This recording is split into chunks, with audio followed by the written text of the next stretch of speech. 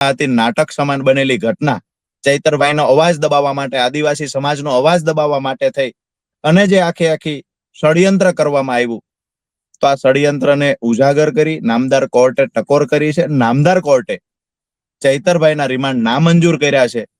એટલે કે નામદાર કોર્ટને સ્પષ્ટ દેખાઈ રહ્યું હતું કે આ જે કલમો એડ કરવામાં આવી આ મુજબની કોઈ ઘટના ઘટી નથી.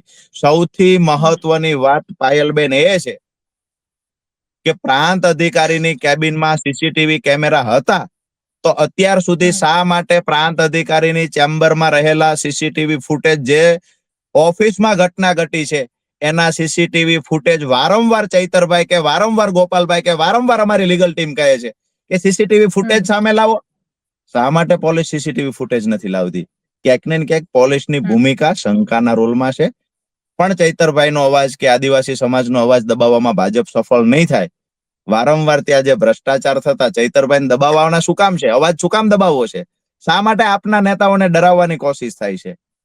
એક વિસાવદરનું પરિણામ. બીજી બાજુ લોકોનો, ગુજરાતની જનતાનો આમ આદમી પાર્ટી પ્રત્યે વધી રહેલો પ્રેમ, અને ત્રીજી બાજુ નકલી કચેરી હોય, 2500 કરોડ કરતા વધારેનું મનરેગાનું કૌભાંડ હોય કે આદિવાસી વિસ્તારમાં બેફામ વેચાઈ રહેલો દારૂ હોય, આ તમામ ઘટનાઓ ચૈતરભાઈ ઉજાગર કરે છે. એટલે અપેક્ષિત છે, સ્વાભાવિક છે કે ભાજપના નેતાઓ ચૈતરભાઈને ફસાવવાના પ્રયત્ન કરશે. પરંતુ આ આખી ઘટનામાં જે નાટક ભાજપ અને પોલીસે ભજવું છે, ટૂંક સમયમાં આખું નાટક નગ્ન થશે ને જે અધિકારી ભાજપના નેતાઓએ ભાગ ભજવો, આ તમામના ચહેરાઓ પણ નગ્ન કરવામાં આવશે. અમે લોકો સીસીટીવી ફૂટેજ ચોક્કસથી માંગીશું. સીસીટીવી નહીં મળે તો હાઈકોર્ટમાં જઈને પણ આ સીસીટીવી ફૂટેજ અમે કઢાવીશું.